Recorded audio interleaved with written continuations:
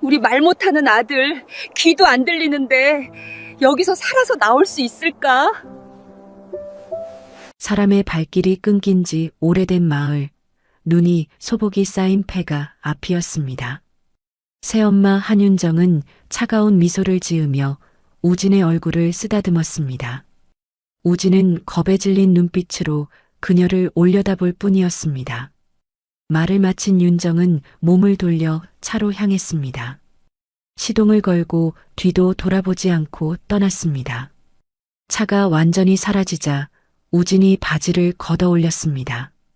숨겨둔 핸드폰이 나왔습니다. 떨리는 손가락으로 전화를 걸었습니다. 신호음이 2번 울렸고 상대방이 받았습니다. 그리고 그 순간, 여보세요. 우진의 입에서 목소리가 흘러나왔습니다. 또렷하고 분명한 목소리였습니다. 말 못하는 아들, 귀도 안 들리는 아들. 하지만 지금 우진은 말하고 있었습니다. 그리고 윤정이 내뱉은 모든 말을 우진은 듣고 있었습니다.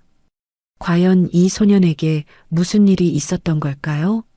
잠깐 사연 시작하기 전에 구독과 좋아요 눌러주시면 그곳에 계신 여러분께 따뜻한 응원과 행운을 전하겠습니다. 자, 그럼 사연 시작하겠습니다. 1년 전 늦가을이었습니다.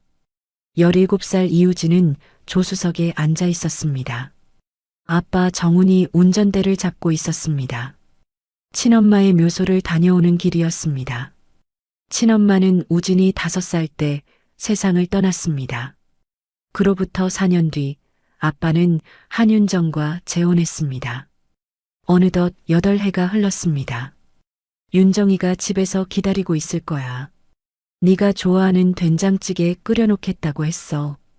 아빠의 목소리는 따뜻했습니다. 우진은 창밖을 바라보며 작게 미소 지었습니다. 윤정은 지난 8회 동안 우진에게 친엄마처럼 다정했습니다. 우진은 그녀를 진심으로 엄마라고 불렀습니다. 차는 시골길을 벗어나 국도로 접어들었습니다. 해가 기울어 하늘이 붉게 물들고 있었습니다. 한적한 사거리가 나타났습니다.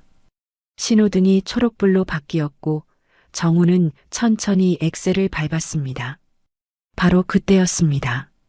조수석 쪽으로 덤프트럭 한 대가 미친 듯이 달려들었습니다. 신호를 무시하고 돌진하는 거대한 철덩어리였습니다. 정훈의 눈이 커졌습니다. 우진아. 정훈은 순간적으로 핸들을 왼쪽으로 꺾었습니다.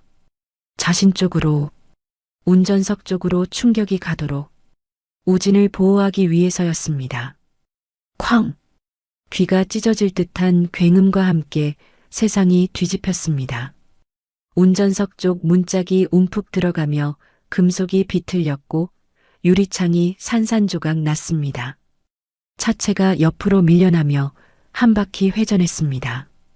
우진의 머리가 창문에 부딪혔고 눈앞이 하얗게 변했습니다. 그리고 고요해졌습니다. 우진은 천천히 눈을 떴습니다. 시야가 흐릿했습니다. 차 안이 엉망이었습니다. 에어백이 터져 있었고 사방에 유리 파편이 흩어져 있었습니다. 우진은 몸을 움직이려 했지만 온몸이 욱신거렸습니다. 그때 옆자리가 보였습니다. 아빠가 운전석에 쓰러져 있었습니다. 운전석 문이 완전히 찌그러져 있었고 핸들은 뒤틀려 있었습니다. 아빠의 머리에서 피가 흘러내렸고 얼굴은 핏빛으로 물들어 있었습니다. 입술이 파랗게 질려 있었습니다. 아빠. 우진이 입을 열었지만 자신의 목소리가 들리지 않았습니다. 아니, 아무 소리도 들리지 않았습니다. 주변 사람들이 달려와 소리치는 것 같았지만 우진의 귀에는 아무것도 들어오지 않았습니다. 마치 두꺼운 유리병 너머에서 세상을 보는 것 같았습니다. 우진은 떨리는 손으로 아빠의 어깨를 흔들었습니다. 하지만 아빠는 움직이지 않았습니다. 입을 벌려 무언가 외쳤지만 자신의 목소리조차 들을 수 없었습니다. 구급차가 도착했습니다. 빨간 불빛이 회전했고 사람들의 입이 바빠게 움직였습니다. 누군가 우진을 차 밖으로 끌어냈습니다. 아빠가 들것에 실렸습니다. 산소 마스크가 얼굴을 덮었고 의료진이 급하게 무언가를 외쳤습니다. 우진도 구급차에 실렸습니다. 병원으로 가는 내내 우진은 창밖만 바라보았습니다. 도시의 불빛들이 스쳐 지나갔지만 소리는 여전히 들리지 않았습니다. 구급차 안에서 의료진이 바쁘게 움직였지만 우진에게는 무성 영화처럼 보일 뿐이었습니다. 응급실에 도착했습니다. 의사들이 우진을 검사했습니다. 손전등을 눈에 비추고 귀를 들여다보고 무언가를 물었지만 우진은 대답할 수 없었습니다. 입술을 움직여봤지만 자신의 목소리가 들리지 않으니 말을 할 수가 없었습니다. 검사 결과가 나왔습니다. 의사가 우진 앞에 무언가를 썼습니다. 청각상실. 우진은 그 글자를 멍하니 바라보았습니다. 귀가 들리지 않는다는 뜻이었습니다. 그리고 아빠는 혼수 상태였습니다. 중환자실로 옮겨진 정우는 온몸에 관을 꽂은 채 누워 있었습니다. 호흡기가 규칙적으로 움직였고 심전도 기계의 불빛이 깜빡였지만 우진에게는 아무 소리도 들리지 않았습니다. 우진은 중환자실 유리창 너머로 아빠를 바라보았습니다. 눈물이 흘러내렸지만 소리내어 울 수도 없었습니다. 울음소리가 들리지 않으니 울어도 울음이 아닌 것 같았습니다. 그저 입술을 깨물며 눈물만 흘릴 뿐이었습니다. 복도 끝에서 누군가 달려왔습니다. 새엄마 한윤정이었습니다. 그녀는 창백한 얼굴로 우진에게 달려와 안았습니다. 입술이 바르르 떨리며 무언가 말하는 것 같았지만 우진은 들을 수 없었습니다. 윤정의 손이 우진의 등을 쓰다듬었습니다. 따뜻했습니다. 하지만 우진은 그때 몰랐습니다.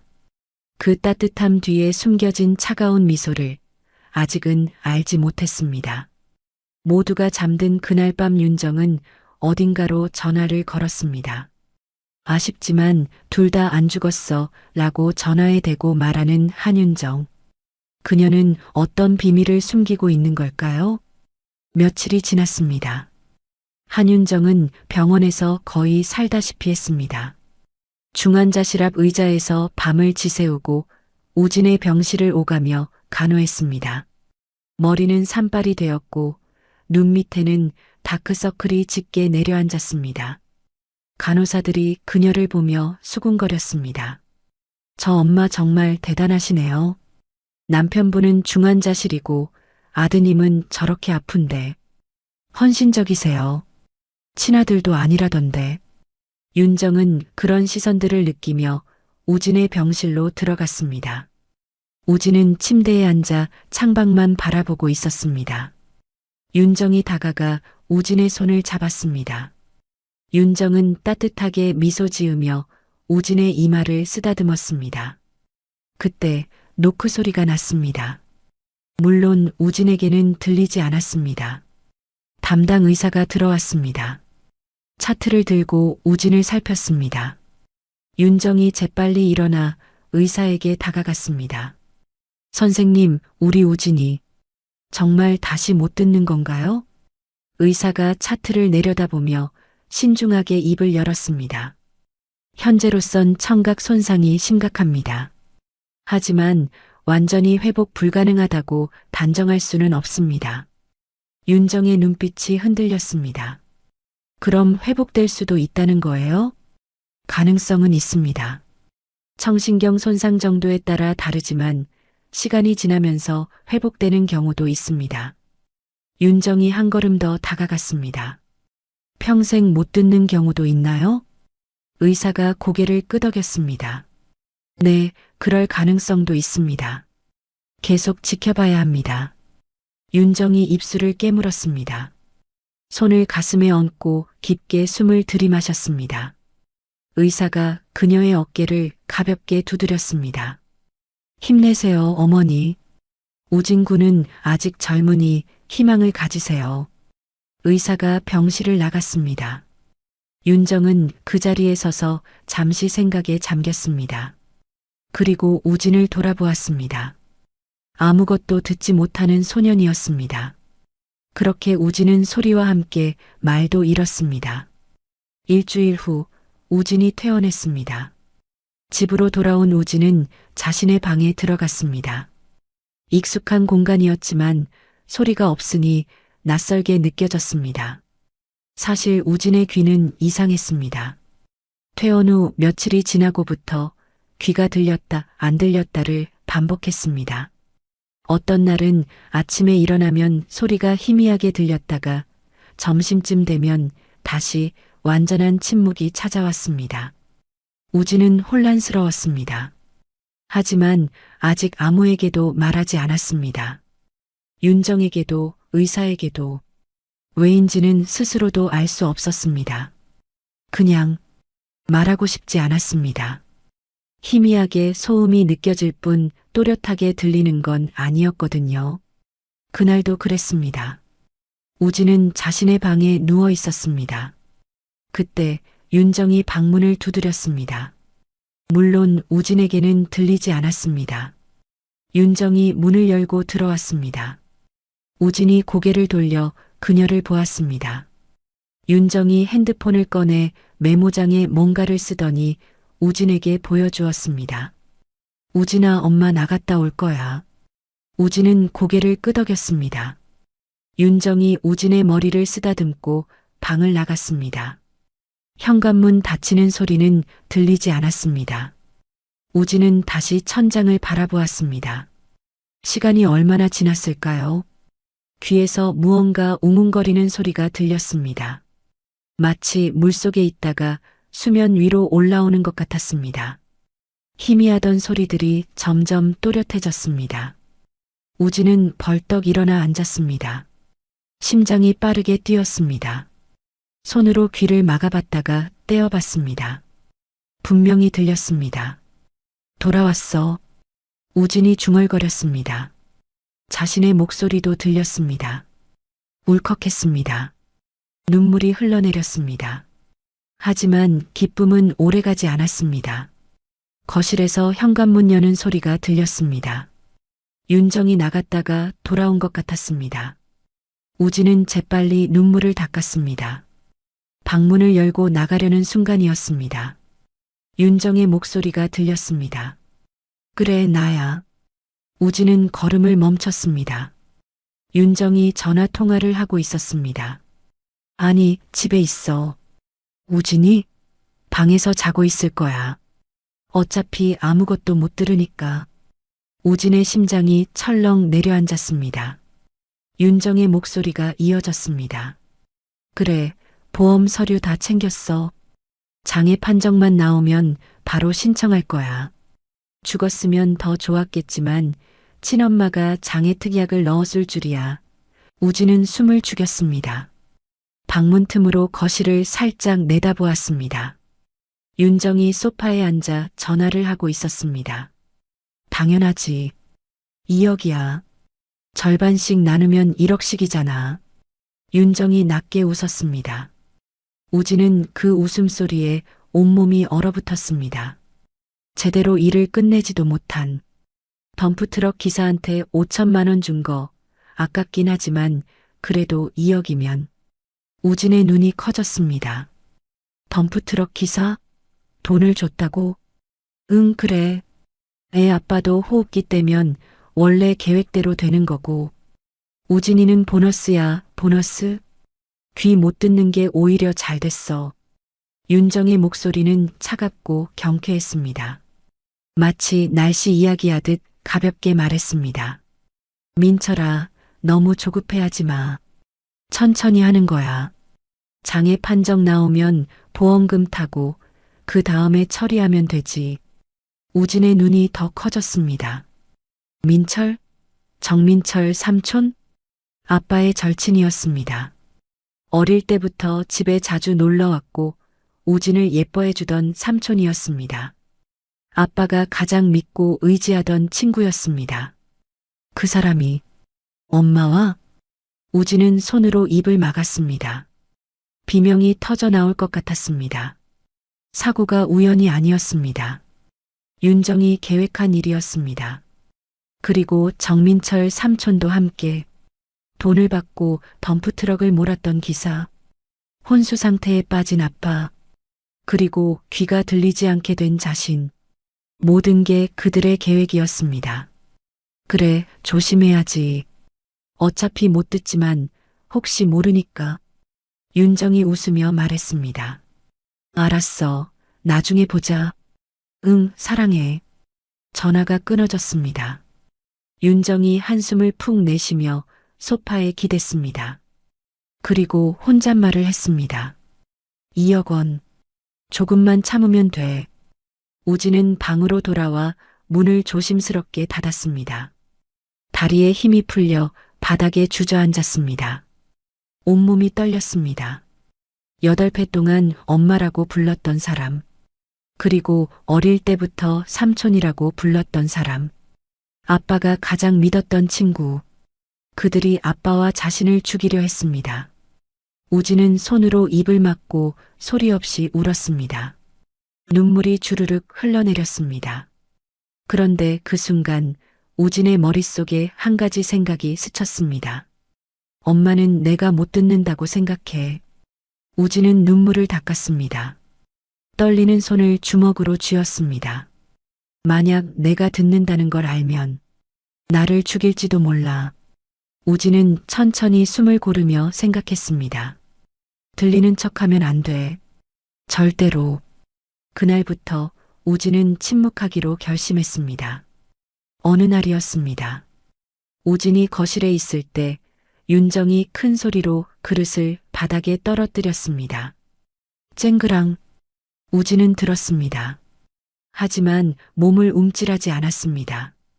TV만 보고 있었습니다. 윤정이 우진을 쳐다보았습니다. 우진은 전혀 반응하지 않았습니다. 역시 진짜 못 듣는구나. 윤정이 부엌으로 돌아갔습니다. 우진은 그제야 작게 숨을 내쉬었습니다. 온몸이 땀으로 흠뻑 젖어 있었습니다. 죽을 힘을 다해 참았습니다. 또 며칠이 지났습니다. 윤정의 테스트는 계속되었습니다.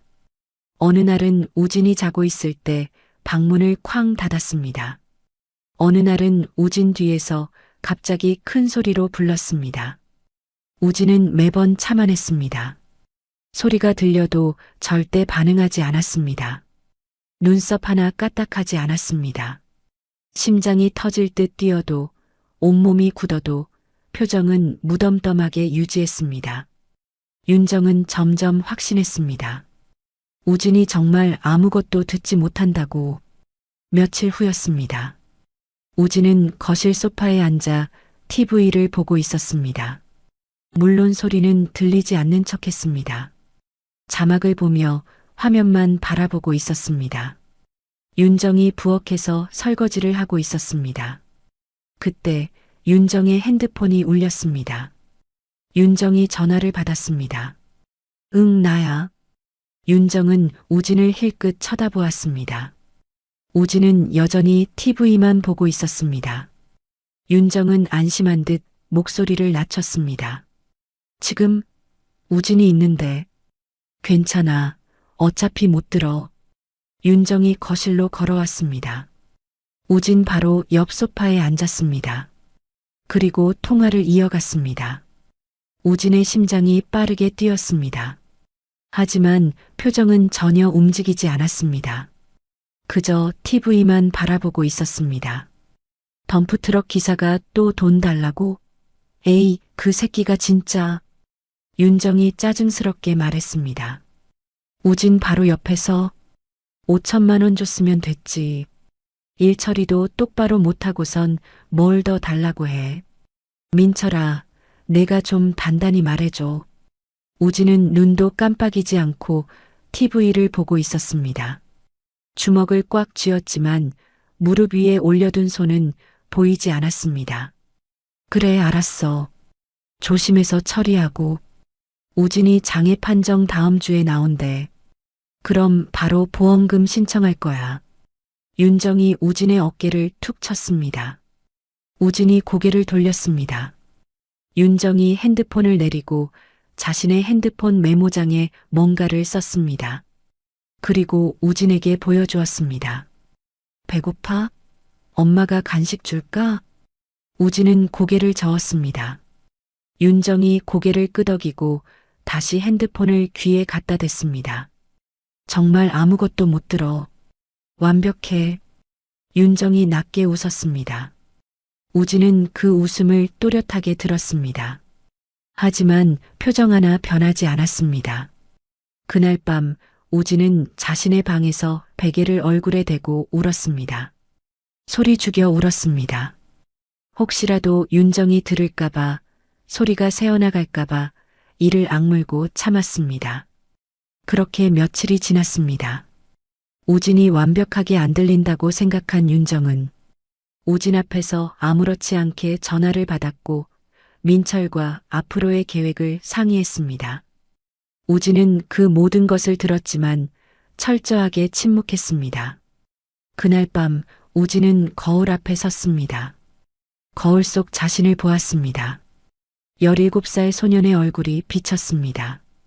눈은 충혈되어 있었고 얼굴은 창백했습니다. 우진은 입을 열어봤습니다. 아! 소리가 나왔습니다.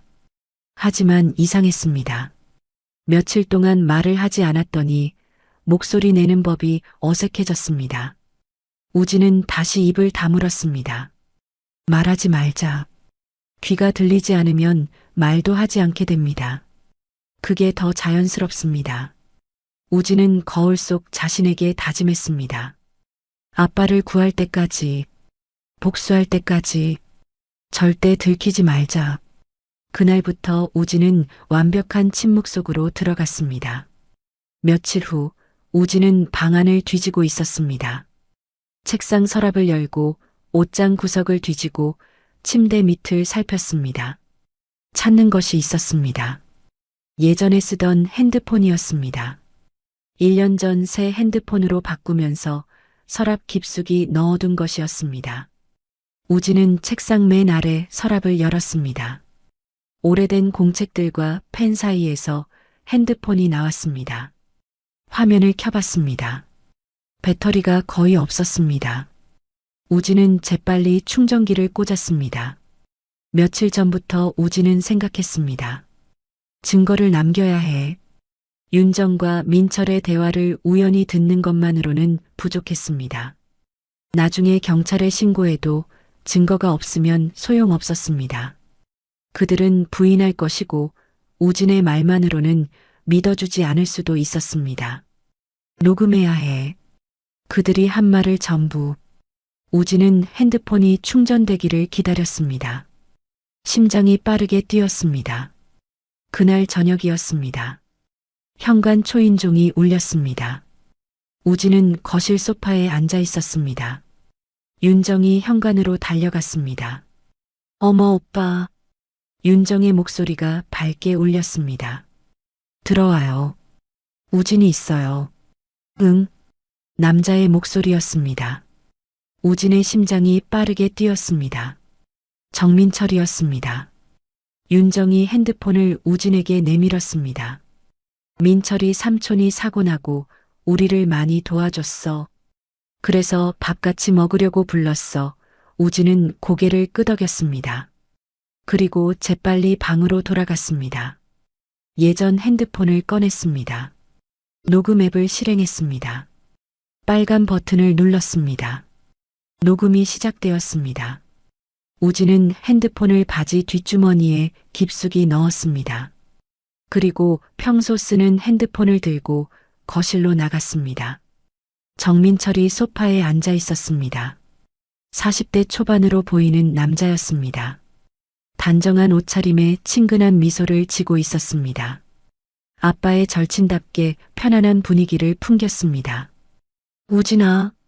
정민철이 우진을 보자마자 손을 흔들었습니다. 그리고 핸드폰을 꺼내 메모장에 뭔가를 썼습니다. 우진에게 다가와 보여주었습니다. 우진아, 삼촌이야. 오랜만이다. 많이 힘들었지? 우진은 고개를 끄덕였습니다. 정민철이 우진의 어깨를 다정하게 두드렸습니다. 불쌍한 우리 우진이. 정민철이 안타까운 표정을 지었습니다. 우진은 자신의 핸드폰을 꺼내 메모장에 썼습니다. 삼촌, 오랜만이에요. 감사합니다. 정민철이 핸드폰을 보고 활짝 웃었습니다. 에이, 뭘. 정훈이 아들인데. 당연한 거지. 정민철이 우진의 머리를 쓰다듬었습니다. 우진은 미소를 지으려 애썼습니다. 우진아, 저녁 먹자. 삼촌이랑 같이. 윤정이 우진에게 핸드폰으로 보여주었습니다. 우진은 고개를 끄덕였습니다. 식탁이 차려졌습니다. 김치찌개가 보글보글 끓고 있었고 반찬들이 가득 놓여 있었습니다. 우진은 식탁에 앉았습니다. 평소 쓰는 핸드폰을 식탁 위에 놓았습니다. 뒷주머니의 예전 핸드폰은 계속 녹음 중이었습니다. 윤정이 우진의 그릇에 밥을 퍼주었습니다. 정민철이 우진 맞은편에 앉았습니다. 우진아, 많이 먹어. 윤정이 웃으며 우진의 그릇에 김치찌개를 떠주었습니다. 우진은 고개를 숙이고 숟가락을 들었습니다. 야, 우진이 진짜 못 듣는 거 맞지? 정민철이 말했습니다. 우진 바로 앞에서. 우진의 손이 미세하게 떨렸지만 계속 밥을 먹었습니다. 응, 확실해. 매일 테스트했어. 윤정이 대답했습니다. 그러면서 우진의 접시에 계란말이를 집어주었습니다.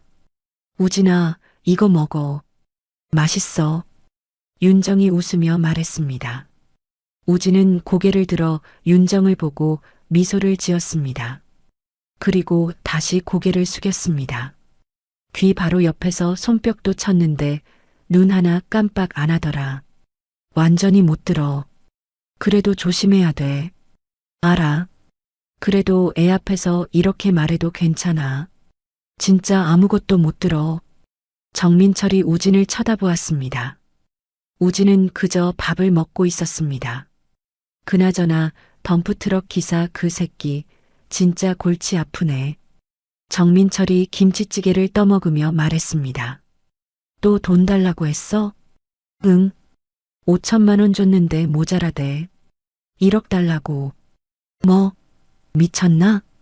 윤정이 젓가락을 툭 내려놓았습니다. 나도 그래서 화났어. 근데 그 새끼가 증거 있다고 협박하더라. 우리 통화한 거 녹음했대. 우진의 심장이 쿵 내려앉았습니다. 하지만 얼굴은 무표정하게 유지했습니다. 계속 밥을 먹었습니다. 진짜 그 새끼. 윤정이 이를 갈았습니다. 그러고는 우진의 그릇에 김치를 더 얹어 주었습니다. 우진아, 김치 더 먹어. 윤정이 웃으며 말했습니다. 우진은 고개를 끄덕였습니다.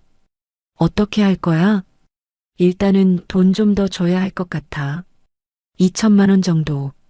또 이미 5천 줬는데? 어쩔 수 없어. 일단 입 막아야지. 우진이 보험금 나오면 갚으면 되잖아. 정민철이 우진을 힐끗 쳐다봤습니다. 우진은 여전히 밥만 먹고 있었습니다. 2억에서 7천 빠지면 1억 3천이네. 반으로 나누면 6,500씩. 그래도 괜찮아. 윤정이 계산했습니다. 근데 정훈이는 어떻게 할 거야? 정민철이 목소리를 낮췄습니다. 동의서 받아야지. 호흡기 제거하는 거. 우진의 숟가락을 든 손이 굳었습니다. 하지만 재빨리 다시 움직였습니다. 우진이한테 받을 수 있어? 받아야지. 안 받으면 어쩔 수 없이 다른 방법을. 윤정이 말을 흐렸습니다. 조심해. 병원에서 이상하게 보면 안 돼. 알아. 천천히 할 거야. 우진이 장애 판정 나오고 보험금 받고 그 다음에 윤정이 우진의 머리를 쓰다듬었습니다. 우진은 고개를 들어 윤정을 보고 미소를 지었습니다. 그리고 핸드폰을 꺼내 메모장에 썼습니다. 맛있어요, 엄마. 감사해요. 윤정이 핸드폰을 보고 환하게 웃었습니다. 그래, 많이 먹어. 윤정이 우진의 등을 토닥였습니다. 애는 어떻게 할 거야? 정민철이 우진을 쳐다봤습니다. 조금 데리고 있어야지. 장애 판정 나오고 보험금 받을 때까지는. 그 다음엔 윤정이 정민철을 보았습니다. 그리고 낮은 목소리로 말했습니다. 그때 계획대로 해야지. 정훈이 재산도 있잖아.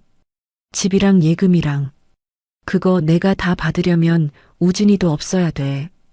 우진의 심장이 얼어붙었습니다. 하지만 계속 밥을 먹었습니다. 눈물이 날 것 같았지만 참아야 했습니다. 자신은 못 듣는 사람이니까 참아야 했어요. 숟가락을 입으로 가져갔습니다. 씹었습니다. 삼켰습니다. 그렇긴 하지. 정민철이 고개를 끄덕였습니다. 걱정 마. 2억 받고 나면 자연스럽게 처리할 거야. 사고처럼. 응. 조심해서. 당연하지. 윤정이 우진의 그릇에 국을 더 떠주었습니다. 우진아, 국 더 먹어. 따뜻한 거 먹어야 해. 윤정이 환하게 웃었습니다. 정민철도 웃으며 우진의 어깨를 두드렸습니다. 우리 우진이 착하네. 말 잘 듣고. 두 사람은 웃고 있었습니다. 마치 다정한 가족처럼. 하지만 그 입에서는 살인 계획이 흘러나왔습니다. 식사가 끝났습니다. 우진아, 설거지는 엄마가 할게. 방에 가 있어. 윤정이 핸드폰으로 보여주었습니다. 우진은 고개를 끄덕이고 자신의 핸드폰을 집어들었습니다. 방으로 돌아갔습니다. 문을 닫는 순간 우진은 바닥에 주저앉았습니다. 온몸이 떨렸습니다. 뒷주머니에서 예전 핸드폰을 꺼냈습니다. 여전히 녹음 중이었습니다. 빨간 불이 깜빡이고 있었습니다. 우진은 녹음을 멈췄습니다. 그리고 파일을 확인했습니다. 녹음 47분 13초. 모든 대화가 담겨 있었습니다. 덤프트럭 기사에게 돈을 준 이야기. 보험금을 나눠 가질 계획. 아빠의 호흡기를 제거하려는 계획. 그리고 자신을 죽이려는 계획. 모든 것이 증거로 남았습니다. 우진은 핸드폰을 꽉 쥐었습니다. 눈물이 흘러내렸지만 소리내어 울지 않았습니다. 이제 시작이야. 우진은 눈물을 닦았습니다. 더 많은 증거를 모아야 해. 그들이 한 말 하나도 빠짐없이. 우진은 핸드폰을 서랍 깊숙이 넣었습니다. 그리고 침대에 누웠습니다. 천장을 바라보았습니다. 8회 동안 엄마라 불렀던 사람. 어릴 때부터 삼촌이라 불렀던 사람. 그들은 우진을 죽이려 했습니다. 아빠를 죽이고 우진도 죽이고 모든 걸 차지하려 했습니다. 우진은 주먹을 쥐었습니다. 아빠를 구해야 해. 그리고 복수해야 해. 그날 밤 우진은 잠들지 못했습니다. 눈을 감으면 윤정의 웃는 얼굴이 보였습니다. 민철의 다정한 목소리가 들렸습니다. 하지만 그 뒤에 숨겨진 진실을 우진은 알고 있었습니다. 그리고 이제 증거도 있었습니다. 그날 이후로도 우진은 계속 증거를 모았습니다. 윤정과 민철이 집에서 만날 때마다, 전화 통화를 할 때마다 우진은 예전 핸드폰을 켜두었습니다. 바지 주머니에, 옷 속에, 책가방 안에 숨겨두고 녹음했습니다. 덤프트럭 기사에게 추가로 돈을 준 이야기, 아빠의 호흡기를 언제 제거할지 상의하는 대화, 우진을 어떻게 처리할지 계획하는 이야기, 모든 것이 녹음 파일로 쌓여갔습니다. 밤마다 우진은 파일을 확인하고 정리했습니다. 이제 녹음 파일은 수십 개가 넘었습니다. 그리고 드디어 그날이 왔습니다. 어느 날 오후였습니다. 우진은 자신의 방에 있었습니다. 윤정이 방문을 두드리고 들어왔습니다. 손에 서류 몇 장을 들고 있었습니다. 윤정이 우진 앞에 앉았습니다. 핸드폰을 꺼내 메모장에 뭔가를 썼습니다. 우진에게 보여주었습니다.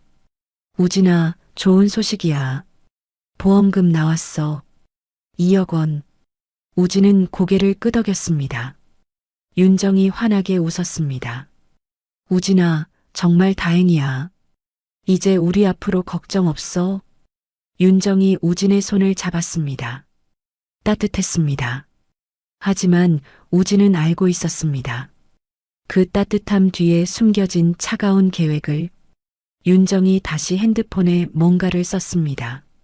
그런데 우진아, 엄마가 너한테 부탁할 게 있어. 우진이 윤정을 바라보았습니다. 윤정이 서류를 꺼내 우진 앞에 놓았습니다. 아빠가 너무 오래 혼수 상태야. 의사 선생님이 깨어날 가능성이 거의 없대. 이렇게 있는 것보다 편하게 보내드리는 게 나을 것 같아. 우진의 심장이 멎는 것 같았습니다. 윤정이 다시 썼습니다. 호흡기를 제거하는 거야. 아빠를 편하게 해주는 거지. 그러려면 내 동의가 필요해. 우진은 서류를 내려다보았습니다. 연명의료 중단 동의서라고 적혀 있었습니다. 우진은 고개를 저었습니다. 격렬하게. 윤정이 당황한 표정을 지었습니다. 우진아. 윤정이 다시 핸드폰에 썼습니다. 아빠가 깨어나지 못해. 이렇게 고통받는 것보다. 우진은 또 고개를 저었습니다. 서류를 밀쳐냈습니다. 윤정의 얼굴이 굳었습니다. 하지만 이내 다시 미소를 지었습니다. 그래, 갑자기 결정하긴 힘들지. 천천히 생각해봐. 일주일 정도 시간 줄게. 윤정이 우진의 머리를 쓰다듬었습니다. 아빠를 사랑하는 거 엄마도 알아. 근데 우진아, 이게 아빠한테도 좋은 거야. 편하게 해드리는 거지. 윤정이 방을 나갔습니다. 문이 닫혔습니다. 우진은 바닥에 주저앉았습니다. 온몸이 떨렸습니다. 일주일. 시간이 얼마 남지 않았습니다. 그날 밤이었습니다. 우진은 거실에서 물을 마시고 있었습니다. 밤 11시쯤이었습니다. 윤정이 자기 방에 있었습니다. 그때 윤정의 방에서 목소리가 들렸습니다. 통화하는 소리였습니다. 우진은 재빨리 자기 방으로 돌아가 예전 핸드폰을 집어들었습니다. 녹음을 켰습니다. 그리고 윤정의 방문 앞으로 조심스럽게 다가갔습니다. 윤정의 목소리가 선명하게 들렸습니다. 민철아, 동의서 안 써. 완전 거부하더라. 우진은 문 앞에 서서 숨을 죽였습니다. 어쩔 수 없지. 원래 계획대로 가야 할 것 같아. 민철의 목소리는 들리지 않았지만 윤정의 대답으로 내용을 짐작할 수 있었습니다. 응. 애 아빠 처리하고 애도 곧 처리해야겠어. 우진의 손이 떨렸습니다. 이번 주말에 할 거야. 거기 폐가 알지. 윤정이 낮게 웃었습니다. 거기 던져두면 애가 살아서 돌아올 수 있겠어? 말도 못하고 듣지도 못하는데. 겨울이잖아. 얼어 죽을 거야. 우진은 손으로 입을 막았습니다. 나중에 경찰이 시신 발견하면 그때 가서 울면 되지. 애가 여행 중에 실종됐다고 하면 돼. 나는 집에 있었고. 윤정의 목소리는 차갑고 계획적이었습니다. 애 아빠는? 그건 내가 알아서 할게. 병원에서 사고가 나는 거지. 호흡기 문제로. 아무도 의심 안 해. 우진은 더 이상 듣지 못했습니다. 방으로 돌아와 문을 닫았습니다. 다리에 힘이 풀려 바닥에 주저앉았습니다. 핸드폰을 꽉 쥐었습니다. 녹음은 계속되고 있었습니다. 이번 주말, 며칠 남지 않았습니다. 우진은 떨리는 손으로 핸드폰을 내려다보았습니다. 녹음 파일이 계속 쌓이고 있었습니다. 이제 빨리 움직여야 해. 우진은 눈물을 닦았습니다. 아빠를 구해야 해. 그리고 나도 살아야 해. 우진은 책상 서랍을 열었습니다. 오래된 수첩이 나왔습니다. 거기에는 외삼촌의 전화번호가 적혀 있었습니다. 친엄마가 살아계실 때 자주 만났던 외삼촌이었습니다. 검찰청에서 일한다고 했습니다. 엄마가 돌아가시고 연락이 끊겼지만 우진은 번호를 버리지 않았습니다. 우진은 핸드폰을 들고 외삼촌에게 문자를 보냈습니다. 외삼촌, 저 우진이에요. 지금 긴급한 상황이라 문자로만 연락할게요. 외삼촌 이메일 주소 좀 알려주세요. 보낼 게 있어요. 아빠가 위험해요. 저도요. 전송 버튼을 눌렀습니다. 심장이 빠르게 뛰었습니다. 우진은 답장을 기다렸습니다. 잠시 후 외삼촌에게서 연달아 답장이 왔습니다. 우진이? 정말 우진이 맞니? 10년 만이구나. 무슨 일이니? 이메일 주소 보내마. 우진은 재빨리 컴퓨터를 켰습니다. 예전 핸드폰을 연결했습니다. 그리고 모든 녹음 파일을 외삼촌의 이메일로 전송하기 시작했습니다. 수십 개의 파일이 하나씩 업로드되었습니다. 윤정과 민철의 대화들, 사고를 모의한 내용, 보험금을 나눠 가질 계획, 아빠를 죽이려는 계획, 우진을 죽이려는 계획, 모든 증거가 외삼촌에게로 향했습니다. 전송이 완료되었습니다. 우진은 외삼촌에게 다시 문자를 보냈습니다. 파일 다 보냈어요. 새엄마와 아빠 친구 정민철이 아빠를 죽이려고 사고를 냈어요. 저도 죽이려고 해요. 이번 주말까지 저를 도와주세요. 제발이요. 시간이 흘렀습니다. 10분, 20분. 우진은 초조하게 핸드폰을 쳐다보았습니다. 30분쯤 지났을 때 외삼촌에게서 답장이 왔습니다. 파일 지금 듣고 있다. 잠깐만 기다려라. 우진은 핸드폰을 꽉 쥐고 기다렸습니다. 40분쯤 지났을 때 연달아 문자가 왔습니다. 우진아, 믿을 수가 없다. 저 인간들이 정말로 정훈이를, 너까지. 내가 1년 동안 혼자서 이 지옥 같은 상황을. 미안하다 우진아. 외삼촌이 너무 늦게 알았다. 내 엄마가 하늘에서 얼마나 걱정했을까. 지금 바로 움직인다. 경찰과 협조해서 이번 주말 전에 다 준비할게. 너는 절대 들킨다는 내색하지 마라. 조금만 참아라. 외삼촌이 꼭 너랑 정훈이 구해줄게. 약속한다. 우진은 문자를 보고 눈물이 주르륵 흘러내렸습니다. 감사합니다, 외삼촌. 기다릴게요. 우진은 핸드폰을 내려놓고 창밖을 바라보았습니다. 밤하늘에 별이 빛나고 있었습니다. 이제 시작이야. 우진은 주먹을 쥐었습니다. 며칠 후면 모든 게 끝날 것입니다. 복수가 시작될 것입니다. 며칠이 지났습니다. 우진은 외삼촌과 계속 문자로 연락을 주고받았습니다. 모두 밤늦은 시간에 윤정이 잠든 후에만 했습니다. 외삼촌은 경찰과 협조해서 계획을 세우고 있다고 했습니다. 모든 증거를 검토했고 윤정과 민철을 현장에서 체포할 준비를 하고 있다고 했습니다. 빠져나갈 수 없는 완벽한 증거를 위해 우진이 새엄마를 따라가는 걸로 계획을 세웠습니다. 우진아, 내가 위험한 상황에 놓일 수 있다. 괜찮겠니? 외삼촌의 문자가 왔습니다. 우진은 답장을 보냈습니다. 괜찮아요. 아빠를 구하려면 이 방법밖에 없어요. 알았다. 용기 있는 우리 우진이. 토요일 준비 다 될 거야. 잠시 후 또 문자가 왔습니다. 그런데 우진아, 내 핸드폰으로는 위험해. 새엄마가 뺏을 수도 있어. 맞아요. 어떻게 하죠? 내가 새 유심칩 개통할게. 너희 집 우편함에 넣어둘게. 아무도 모르게 꺼내서 예전에 녹음하던 그 핸드폰에 끼워. 그럼 GPS도 되고 전화도 돼. 알겠습니다. 내일 저녁에 넣어둘게. 조심해서 꺼내라. 다음 날 저녁이었습니다. 우진은 윤정이 저녁 준비하는 틈을 타서 현관을 나섰습니다. 윤정이 핸드폰에 썼습니다. 잠깐 산책하고 올게요. 윤정이 손을 흔들며 보냈습니다. 우진은 엘리베이터를 타고 1층으로 내려갔습니다. 아파트 우편함 앞으로 갔습니다. 주변을 살폈습니다.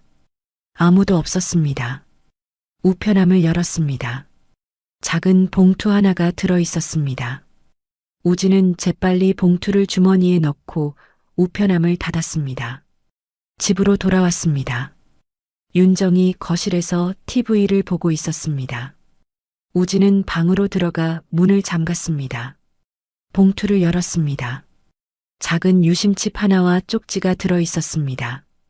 예전 핸드폰에 끼워라. 충전도 꼭 해두고 토요일에 이걸로 연락해. 우진은 서랍에서 예전 핸드폰을 꺼냈습니다. 뒷면을 열고 새 유심칩을 끼웠습니다. 전원을 켰습니다. 화면이 켜졌고 신호가 잡혔습니다. 우진은 충전기를 꽂아 두었습니다. 이제 준비됐어. 그날 저녁이었습니다. 우진은 거실 소파에 앉아 TV를 보고 있었습니다. 윤정이 우진 옆에 앉았습니다. 손에 서류를 들고 있었습니다. 윤정이 핸드폰을 꺼내 우진에게 보여주었습니다. 우진아, 일주일 다 됐어. 결정했니? 우진은 윤정을 바라보았습니다. 윤정이 서류를 우진 앞에 놓았습니다. 연명의료 중단 동의서였습니다. 아빠를 편하게 해드리자. 응? 윤정이 우진의 손을 잡았습니다. 우진은 서류를 내려다보았습니다. 심장이 빠르게 뛰었습니다. 외삼촌과의 계획이 머릿속을 스쳤습니다. 동의서에 서명하면 니네 새엄마가 계획을 실행할 거야. 그때 외삼촌이 움직이고 우진은 천천히 고개를 끄덕였습니다. 윤정의 얼굴이 환해졌습니다. 그래, 우진아. 잘 생각했어. 윤정이 펜을 꺼내 우진에게 건넸습니다.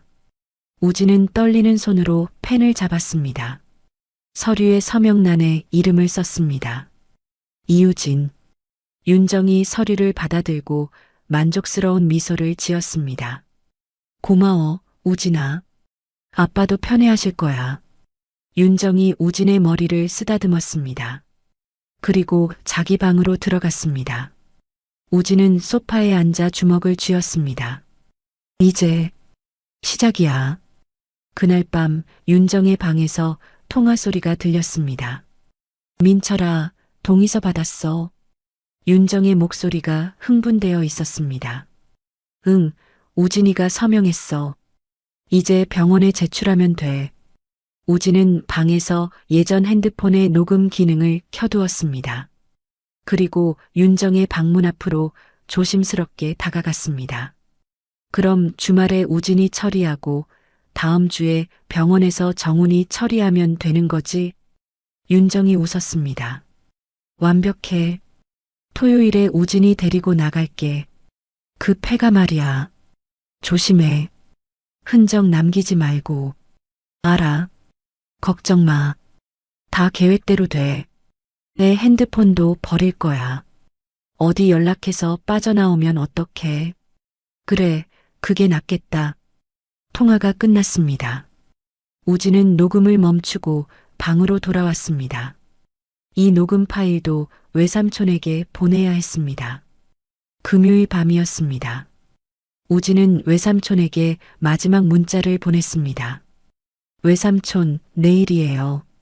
아침에 출발할 것 같아요. 곧 답장이 왔습니다. 알았다. 준비 다 됐어. 유심칩 끼운 핸드폰 GPS 켜두고 꼭 몸에 숨겨라. 내가 어디로 가는지 실시간으로 확인할게.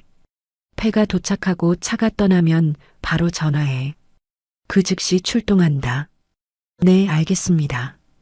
우진아, 무서울 거야. 하지만 외삼촌을 믿어라.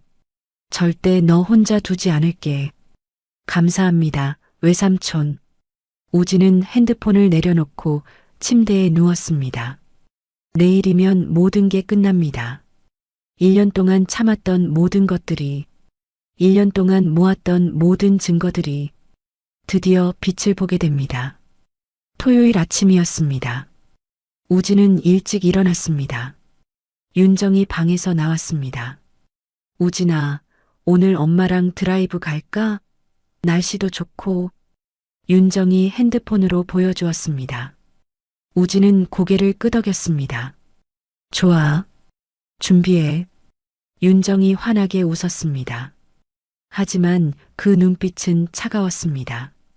우진은 방으로 돌아가 옷을 입었습니다. 두꺼운 패딩을 입고 유심칩을 끼운 예전 핸드폰을 바지 안쪽 깊은 주머니에 넣었습니다. GPS를 켜두었습니다. 평소 쓰는 핸드폰도 겉주머니에 넣었습니다. 거울 앞에 섰습니다. 거울 속 자신을 보았습니다. 17살 소년의 얼굴이 비쳤습니다. 창백했지만 눈빛은 단단했습니다. 이제 끝내자. 우진은 거실로 나갔습니다.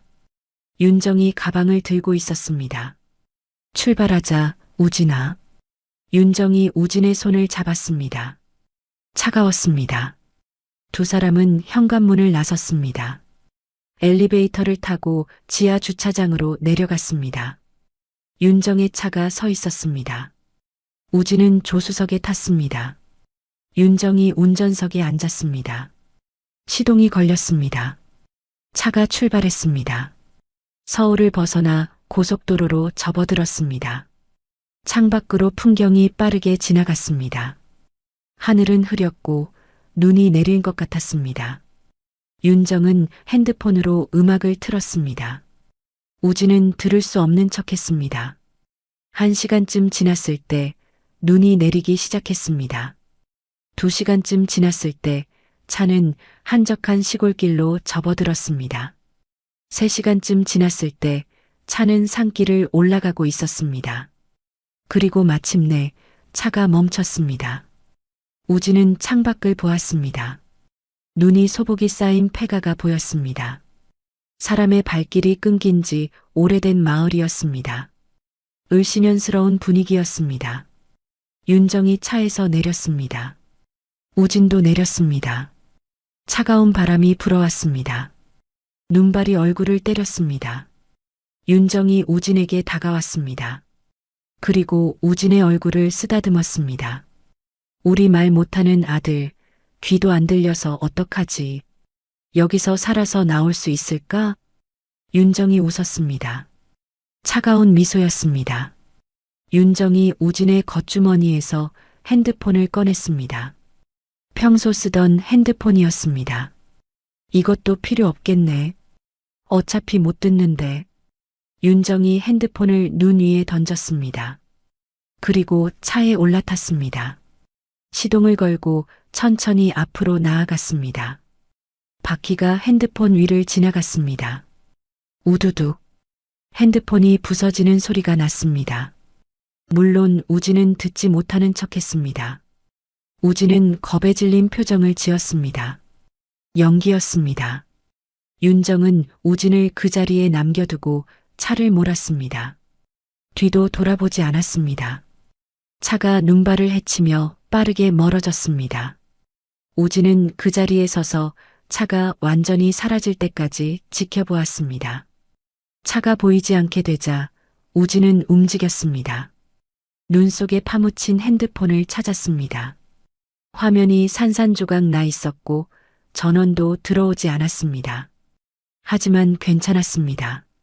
우진은 바지를 걷어 올렸습니다.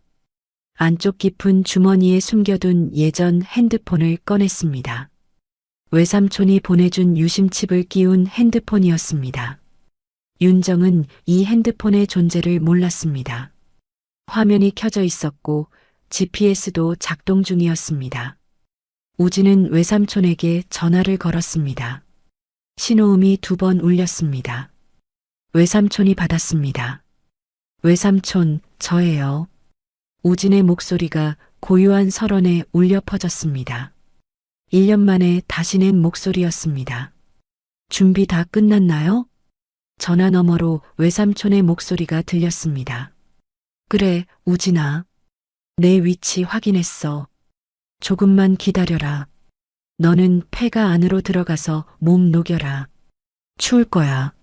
네, 알겠습니다. 우진은 전화를 끊었습니다.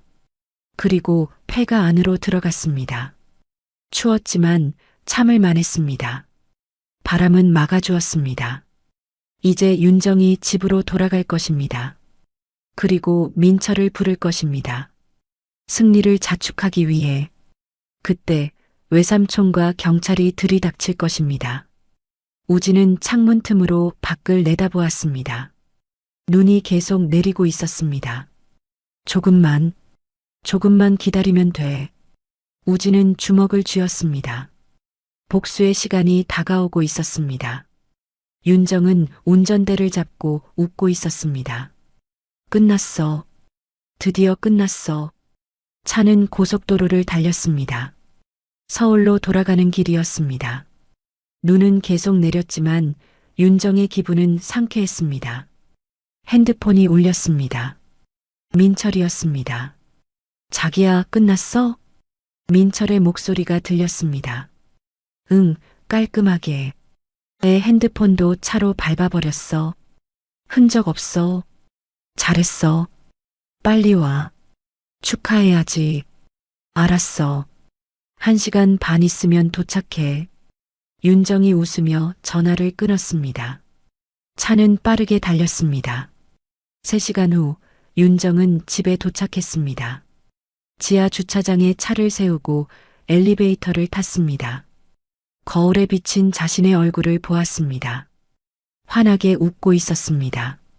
집 현관문을 열었습니다. 후, 윤정은 가방을 던지고 소파에 앉았습니다. 긴장이 풀렸습니다. 모든 게 계획대로 되었습니다. 핸드폰을 꺼내 민철에게 전화를 걸었습니다. 자기, 나 집 도착했어. 바로 와. 알았어. 10분 안에 갈게. 윤정은 전화를 끊고 소파에 기댔습니다. 천장을 바라보며 웃었습니다. 이제 정훈 씨 재산도 다 내 거야. 문득 우진의 얼굴이 떠올랐습니다. 눈 쌓인 폐가 앞에 홀로 서 있던 모습이었습니다. 미안하긴 한데 어쩔 수 없었어. 윤정이 중얼거렸습니다. 하지만 미안함은 금방 사라졌습니다. 초인종이 울렸습니다. 윤정이 벌떡 일어나 현관으로 달려갔습니다. 문을 열었습니다. 민철이 서 있었습니다. 손에 샴페인 한 병을 들고 있었습니다. 축하해, 윤정아. 민철이 환하게 웃으며 들어왔습니다. 윤정이 그를 껴안았습니다. 끝났어. 드디어 끝났어. 두 사람은 거실로 들어갔습니다. 민철이 샴페인을 따랐습니다. 뻥소리와 함께 거품이 튀어나왔습니다. 건배. 두 사람이 잔을 부딪혔습니다. 이제 정훈이 처리하고 보험금이랑 재산 다 챙기면 우리 새 인생이야. 민철이 말했습니다. 응. 해외로 나가자. 여기서는 좀 그러니까. 윤정이 샴페인을 마시며 말했습니다. 좋아. 어디로 갈까? 동남아? 아니면 유럽? 두 사람은 웃으며 미래를 계획했습니다. 바로 그때였습니다. 쿵쿵쿵. 현관문을 두드리는 소리가 요란하게 울렸습니다. 윤정과 민철이 동시에 고개를 돌렸습니다. 누구야? 윤정이 일어나 현관으로 갔습니다. 경찰입니다. 문 열어주십시오. 윤정의 얼굴이 하얗게 변했습니다. 뭐라고? 한윤정 씨, 정민철 씨 영장 집행합니다. 문 열어주십시오. 쿵쾅. 문이 세게 흔들렸습니다. 민철이 벌떡 일어났습니다. 윤정아, 이게 무슨... 그 순간 문이 박차고 열렸습니다. 형사들이 우르르 들이닥쳤습니다. 5명, 6명. 움직이지 마십시오. 한윤정, 정민철, 살인모해 및 살인 미수 혐의로 체포합니다. 형사 한 명이 윤정에게 다가와 수갑을 채웠습니다. 다른 형사가 민철에게 수갑을 채웠습니다. 뭐예요? 이게 무슨... 윤정이 소리쳤습니다. 저희가 뭘 했다고요? 민철도 소리쳤습니다. 형사들은 대답하지 않았습니다. 그저 두 사람을 끌고 현관으로 향했습니다. 그때였습니다. 현관문 밖에서 누군가 들어왔습니다. 윤정과 민철의 눈이 커졌습니다. 우진이었습니다. 두꺼운 패딩을 입고 눈을 털어내며 들어오는 우진이었습니다. 우진이? 윤정이 비명을 질렀습니다. 내가 왜 여기에? 폐가에. 우진은 윤정을 똑바로 바라보았습니다. 그리고 입을 열었습니다. 내가 신고했어요. 우진의 목소리가 거실에 울려 퍼졌습니다. 윤정과 민철의 얼굴에서 핏기가 싹 가셨습니다. 당신들이 내 귀에 대고 한 말 하나도 빠짐없이 다 들었거든요. 우진이 천천히 다가왔습니다. 사고를 모의한 것도, 아빠를 죽이려고 한 것도, 나를 죽이려고 한 것도 전부 다요. 네, 내가 들었다고? 윤정이 떨리는 목소리로 말했습니다. 1년 전부터요. 병원에서 퇴원하고 얼마 안 있어 귀가 다시 들리기 시작했어요. 우진의 목소리는 차갑고 단단했습니다. 하지만 말하지 않았죠. 당신들이 나를 죽일까봐. 민철이 고개를 저었습니다. 말도 안 돼. 우리가 테스트했잖아. 병원에서도 참았어요. 죽을 힘을 다해서요. 우진이 핸드폰을 꺼냈습니다. 그리고 녹음했어요. 당신들이 한 말 전부 다요. 우진이 핸드폰 화면을 보여주었습니다. 수십 개의 녹음 파일이 나열되어 있었습니다. 윤정의 다리에 힘이 풀렸습니다. 형사가 그녀를 붙잡았습니다. 그럴 리가 없어. 윤정이 중얼거렸습니다. 우진 뒤에서 누군가 나타났습니다. 우진아, 잘했다. 외삼촌이었습니다. 외삼촌, 당신이. 윤정이 외삼촌을 보았습니다. 한윤정 씨, 정민철 씨. 우진이가 1년 동안 모은 증거를 다 확인했습니다. 덤프트럭 기사에게 돈을 준 것, 보험금을 노린 것, 이정훈 씨를 죽이려 한 것, 우진이를 죽이려 한 것. 전부 증거가 있습니다. 외삼촌이 차갑게 말했습니다. 덤프트럭 기사도 이미 체포했습니다. 자백했고요. 민철의 얼굴이 흙빛으로 변했습니다. 연행하십시오. 형사들이 윤정과 민철을 끌고 나갔습니다. 우진아, 우진아. 윤정이 소리쳤습니다. 엄마 잘못했어. 제발, 우진아. 하지만 우진은 대답하지 않았습니다. 그저 차갑게 바라볼 뿐이었습니다. 윤정과 민철이 끌려나갔습니다. 엘리베이터 문이 닫혔습니다. 거실이 고요해졌습니다. 우진은 소파에 주저앉았습니다. 온몸에서 힘이 빠졌습니다. 잘했다, 우진아. 외삼촌이 우진의 어깨를 두드렸습니다. 고생 많았어. 정말 고생 많았어.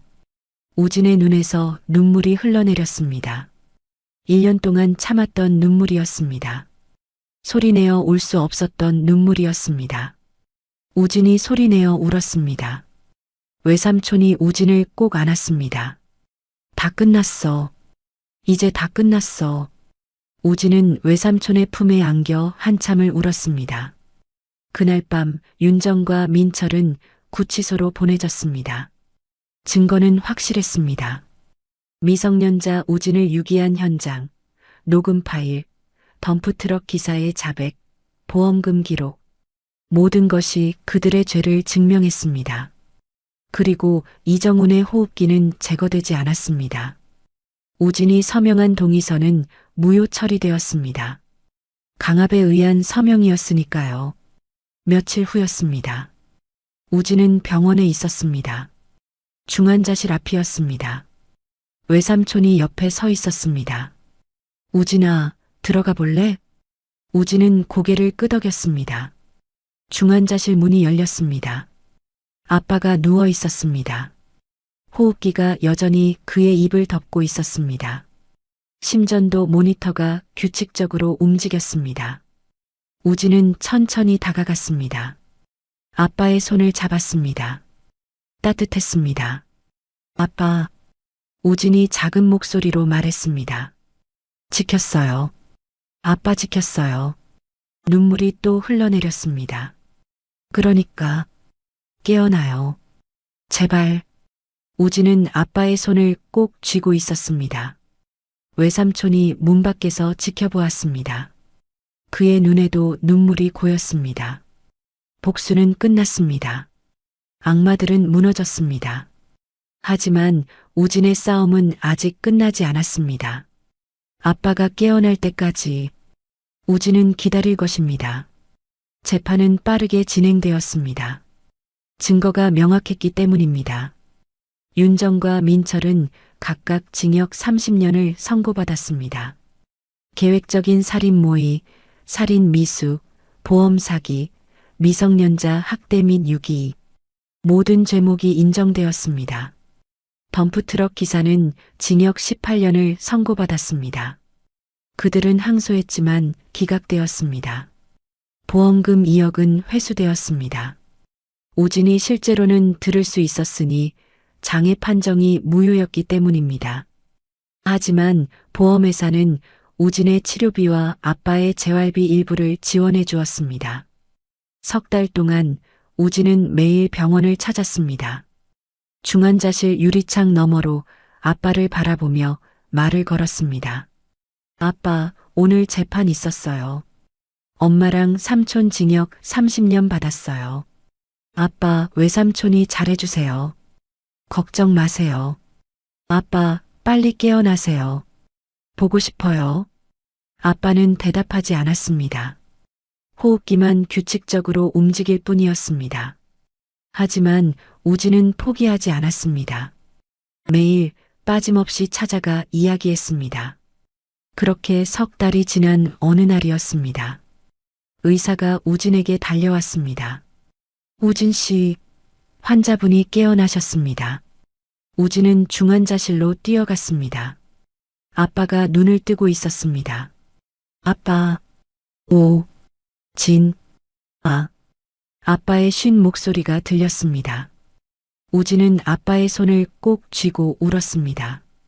6달 후였습니다. 아빠는 퇴원했습니다. 재활 치료를 받으며 천천히 회복했습니다. 둘은 새로운 시작을 했습니다. 1년 후 봄날이었습니다. 우진과 아빠는 친엄마의 묘소를 찾았습니다. 묘비 앞에 꽃을 놓고 나란히 앉았습니다. 엄마, 저희 잘 지내요. 걱정 마세요. 우진이 말했습니다.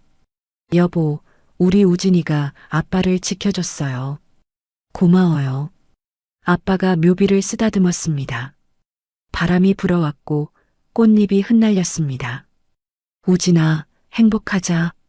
네, 아빠. 우리 행복해요. 두 사람은 웃으며 일어섰습니다. 긴 악몽은 끝났습니다. 이제 그들에게는 새로운 시작이 기다리고 있었습니다. 여기까지 긴 이야기를 읽어주셔서 진심으로 감사드립니다. 끝까지 함께 해주신 모든 분들께 감사드리며 여러분 모두에게 따뜻한 행복이 가득하기를 기원합니다. 구독과 좋아요는 저에게 큰 힘이 됩니다. 앞으로도 감동적인 이야기로 찾아뵙겠습니다.